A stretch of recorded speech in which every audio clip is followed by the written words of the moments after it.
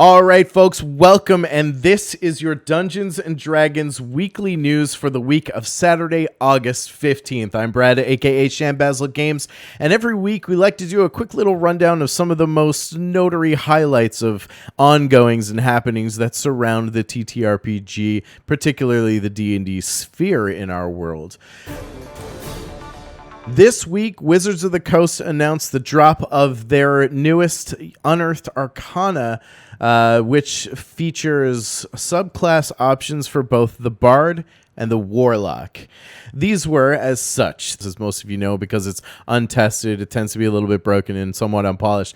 But at least typically when I've found Wizards have released these Unearthed Arcana installments, they've been fairly polished or market ready, and it looks like they're going to the audience or the player base to test these things for tweaks as they're needed so that they can bring them either into the next evolution in their development in the intent of bringing them into a future publish or scrapping them all together if they suck. But I found this one particularly, the structure and the grammar of it was a little bit confusing. For example, it seemed a little less coherent than I've seen from Wizards, and I don't know if that's, people are working with skeleton crews and things are rushed to market, but it felt a little bit sloppy. I'm going to say, as I was reading through it, it just felt very rushed to me, grammatically, structurally. A lot of the stuff wasn't terribly well written as I'm used to for some of these, but nonetheless, it's looking at a couple of changes for specifically Bard and Warlocks, or additions for Bard and Warlocks. One of the examples of this weirdness I felt grammatically and structurally is, for example, in the Bard College of Spirits. It says, at 6th level, when you cast a bard spell that deals damage or restores hit points through the spiritual focus, roll a d6, and you gain a bonus to one roll of the spell equal to the number rolled. That's the statement. It just didn't really, there's no specifics in there. Their kind of noun-verb agreement doesn't line up. It was just really awkward to read like that. It says, for example, say listing, there's listing like you can use XYZ spell focus as a 3rd level feature. So they had they added a feature to this called spiritual focus. And the feature is simply that you can use certain items from this list as a spell focus. And that's not really something we typically see as a feature in a class that's added to something. Features should be beefy. Features should be things that generally, add value to the class and make you different from other like classes. Now, we'll go through them in a little bit more detail, but my disclaimer is I do feel like there's a lot of good ideas in here. It just felt like it was written a little weirdly. I don't know if that makes sense, but let me know how you guys feel about it, or if I'm just, being a little bit too critical there. Anyway, so starting off with the Bard the Bard subclass, the College of Spirits. It reads very mystic-like. It's like reaching across planes for intuition and nuggets of wisdom, or drawing stories from the stories of multi-planar spirits beyond the prime material plane. So reaching out across multiple planes to draw wisdom from these entities. It actually listed the use of a spellcasting focus as a feature, like I said, which I thought was a little bit weird. But otherwise, at level 3, Bards from the College of Spirits subclass gain the Guidance cantrip, so you can use Guidance as a cantrip. It doesn't count towards your list of, or your limitations for Bard spells, of course. Also at level 3, College of Spirits Bards gain a mechanic called Tales from the Beyond. Tales from the Beyond allow you to recite tales that levy different effects on either yourself, your companions, or your enemies.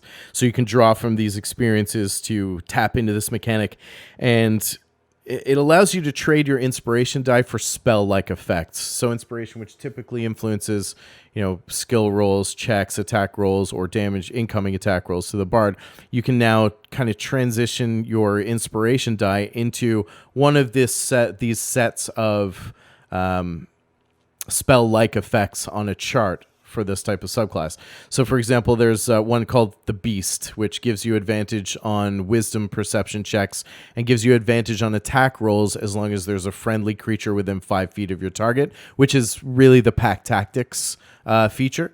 So if you roll a 1d6, you expend your inspiration die, and the 1d6 on a return, you expend your inspiration die, and you can choose, I think, one of 10 potential effects that come from this list. Another example is the Tale of the Warrior. So you summon a spectral warrior to make one attack, which uses 2 of your inspiration die or adds 2 of your inspiration die to that attack.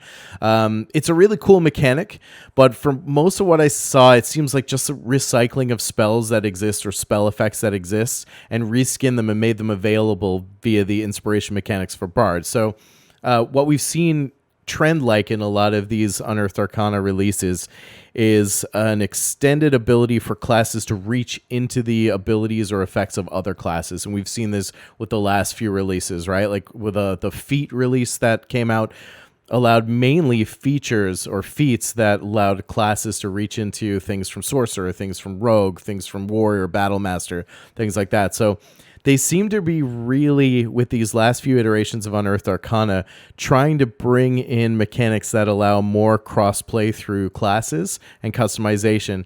And it kind of gives me the sense of what Pathfinder does, which is just really make characters a lot more feat-based and less class-based, which allows for a lot more deeper, crunchy customization. So I wonder if it's Wizards, trying to kind of tap into that side of gameplay.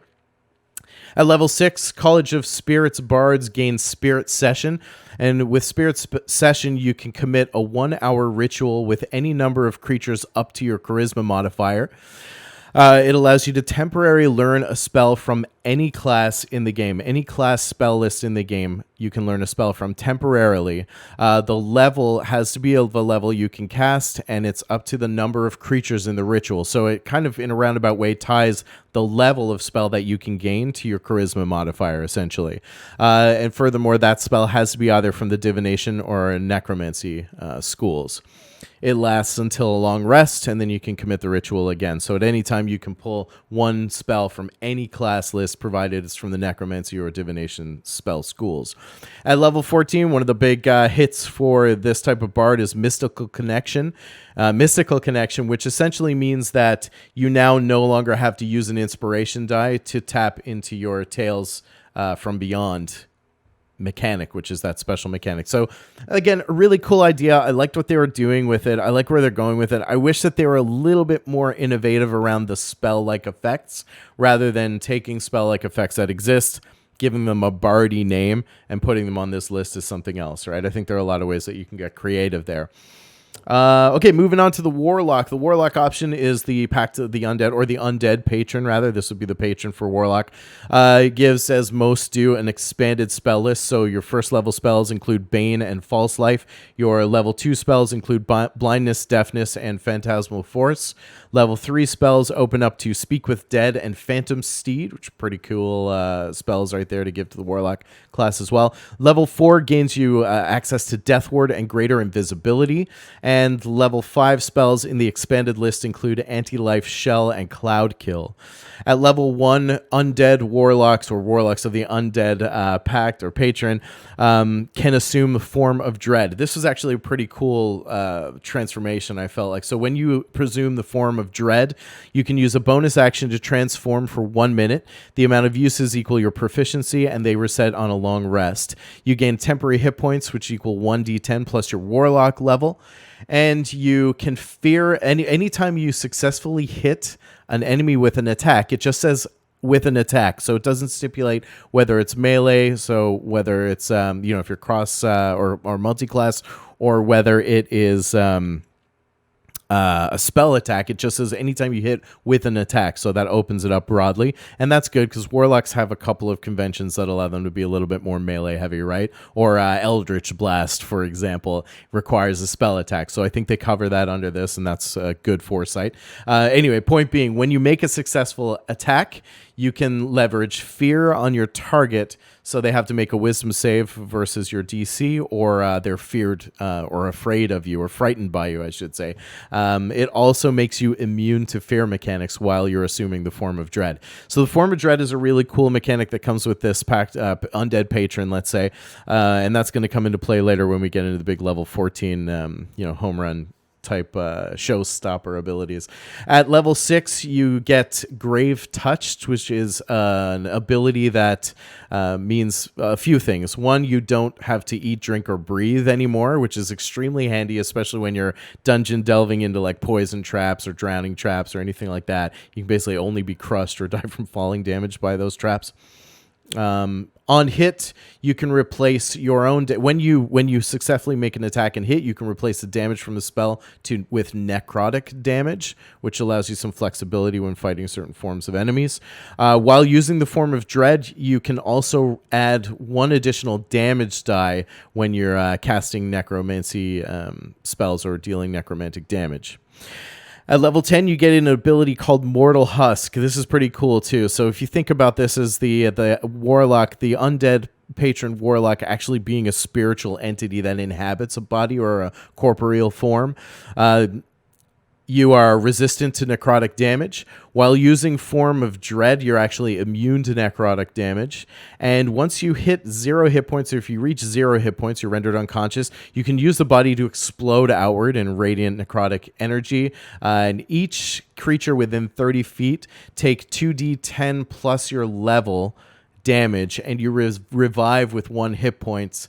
And 1 level of exhaustion. So it's kind of a fail-safe and anti-death treatment. The other thing, too, is there's nothing here that says there's even a saving throw against that, which is tricky that I saw unless I missed it. But as far as I can tell, there's no saving throw against this. You just have to be careful if you use it, if you have friendlies within 30 feet as well.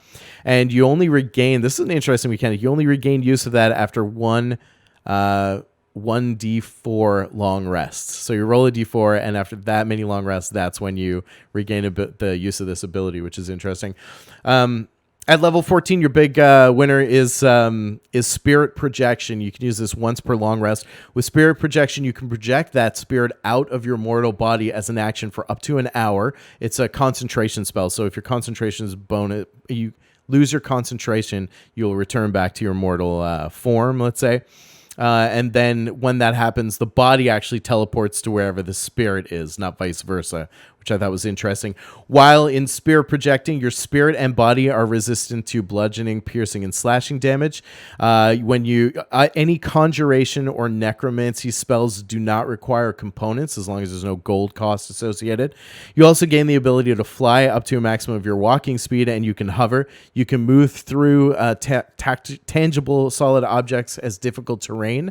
But if you end your turn in a solid object, you take 1d10 force damage. And while using Form of Dread, once per turn, you can regain hit points that equal half the damage when you deal necrotic damage. So this stacks really nicely with the ability we mentioned earlier, which is Grave Touched, which allows you to change the damage of your attacks to necro damage, to necrotic damage. So yeah, very Lich-like indeed. And the ability to change all your damage to necrotic damage means that you can fire these types of effects that give you like half your damage back. Increase your immunity to necrotic damage if you're using AoE type stuff. So it's pretty cool. I like that one mechanically and how it's stacked. I thought it was pretty neat. But overall, I felt like this UA release was a little bit meh, and it's not that I didn't like the ideas. I just felt, like I said, it was a little bit sloppy. It felt a little bit rushed. But otherwise, good ideas. So check them out on Unearthed Arcana if you haven't done so already. There's some pretty cool things coming down the line. I like how they're starting to think a little bit out of the box about these classes, and they're not, kind of happy-go-lucky type feats. There's some darkness around these characters, and personally, I like that for my style of game, and I think it helps blow out the library of abilities we have at our disposal for different classes to reach into other class-like abilities and effects, which make us feel a little bit less pigeonholed at the end of the day. This week, some really big things coming about the early access date and other news surrounding Baldurs Gate 3 from Larian Studios. This Tuesday, August 18th at 1 p.m. Eastern Time, 10 a.m. Pacific Time, Larian Studios is hosting what they're calling the Panel from Hell, and this is happening during Summer Games Fest 2020, as all these sort of conventions and games gatherings are going online.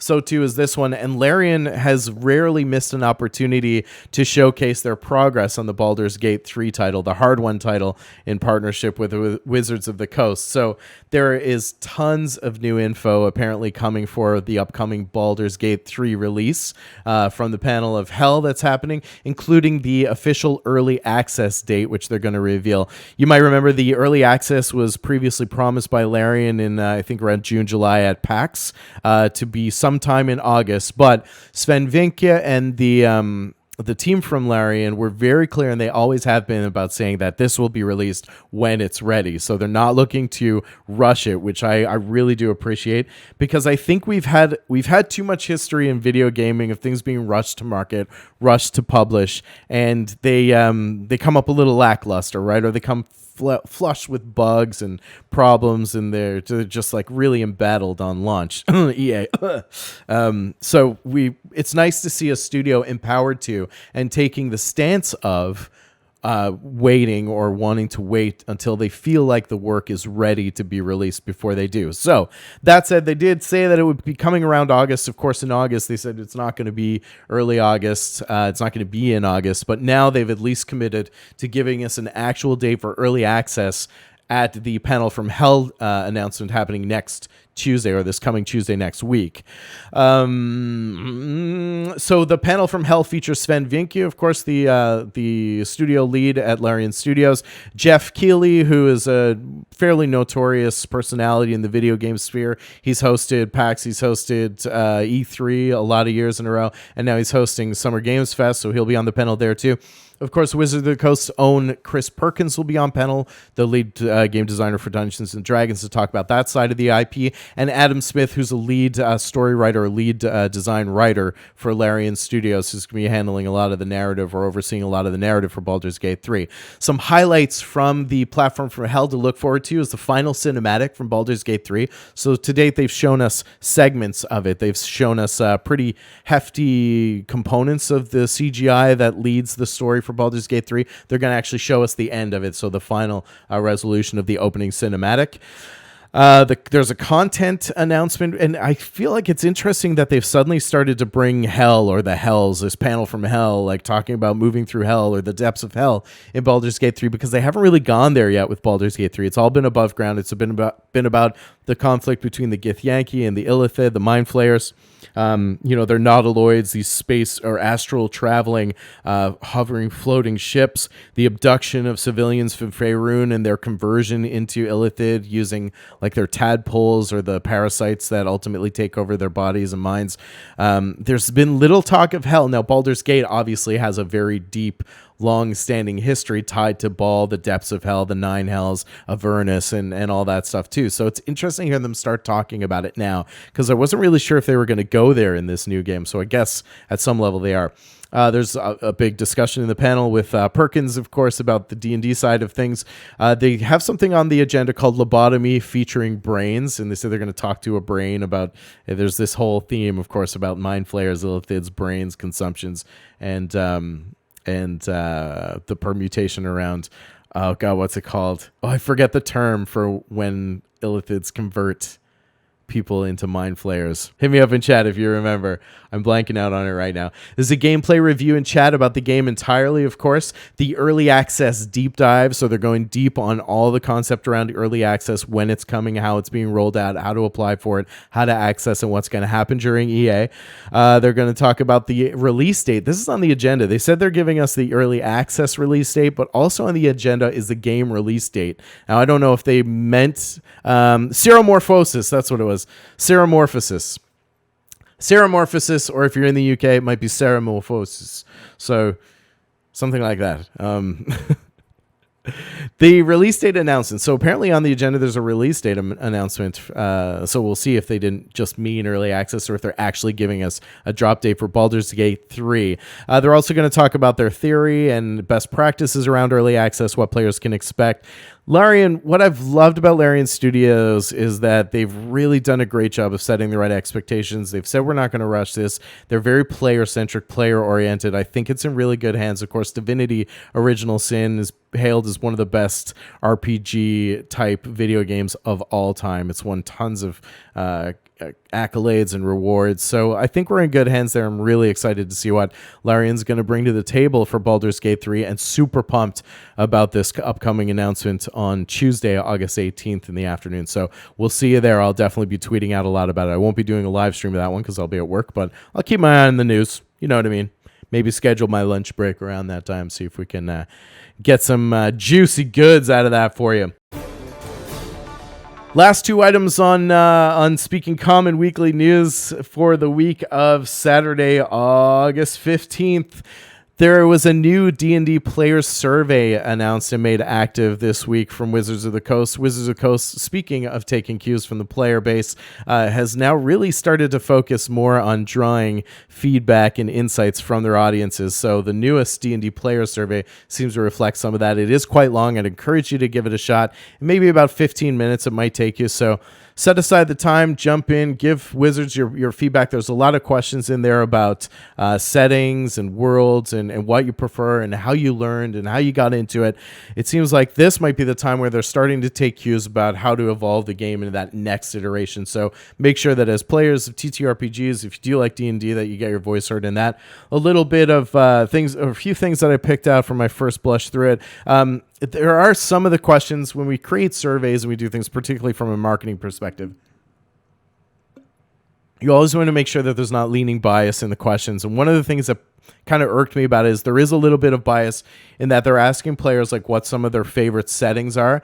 And some of these settings have not even been mentioned for 5e yet. So like Dark Sun, Greyhawk, Spelljammer, all these settings that a lot of old school players are familiar with or people have heard about, but they haven't really been brought into the 5e discussion yet. So when you propose a question to the community that says something like, what is your favorite D&D 5e or D&D setting? And the options are like Dragonlance, Greyhawk, a Dark Sun, Forgotten Realms, Ravenloft, that most players who picked up in 5e are probably they're going to pick the ones that they're familiar with through 5e, which kind of rules out Dark Sun, Spelljammer, and those things that haven't been tackled yet in 5e, right? And I know I'm preaching to the choir there. So there's a little bit of leaning bias there when they're asking players what their favorite settings are, knowing that they've only really released like 3 out of 10 of those settings for 5e. So 5e players, people who came in 5e, which is a huge majority of people, might not be that familiar with the other settings, so they're not going to pick that as their favorite setting, right? It's a little bit stacked like that. And I think they need to be mindful of that. But otherwise, it's mainly focused on player interests, behaviors, and the frequency of play. How often do you play? Why? With whom? How did you learn? Things like that. There are some leading questions, and it seems geared towards understanding how play has changed in and over the last 6 to 12 months. So it looks like they're also trying to gather some information about how people have changed their approach to D&D in this time of quarantine, lockdown, and changing priorities, things like that too. So they asked to rank playing preferences and motivations for the game over a couple of segments in the survey. So what kind of things do you like? What motivates you most to play? How do you prefer to play? Are you pro mini, less pro mini? You like tabletop maps or theater of the mind, things like that.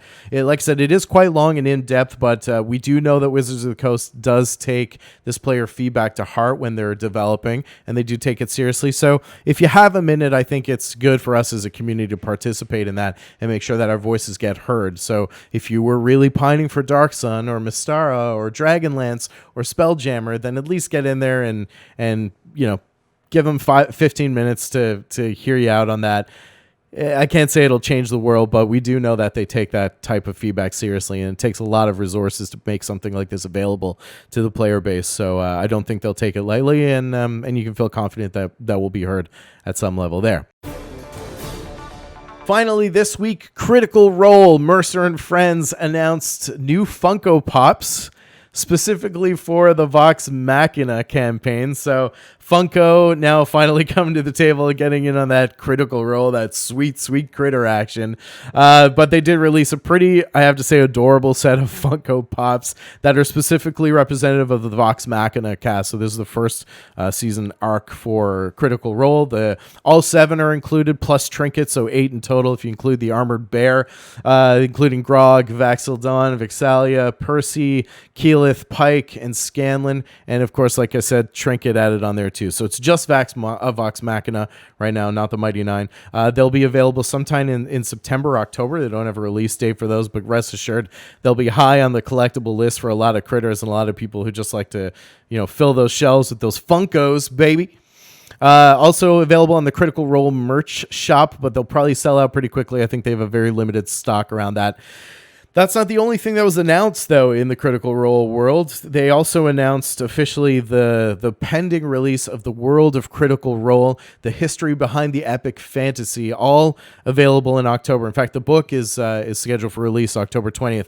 I reported on this a few months ago when it was just a working title, but they were talking about this book that covers a really kind of behind-the-scenes, in-depth look on the players, how they got together, how they started playing. It's a little bit more of the history of the cast behind Critical Role and the evolution and inception of Critical Role into modern society and things like that. So if you're interested in that kind of thing, it might be a good look beyond that. The book promises never-before-seen art in the work.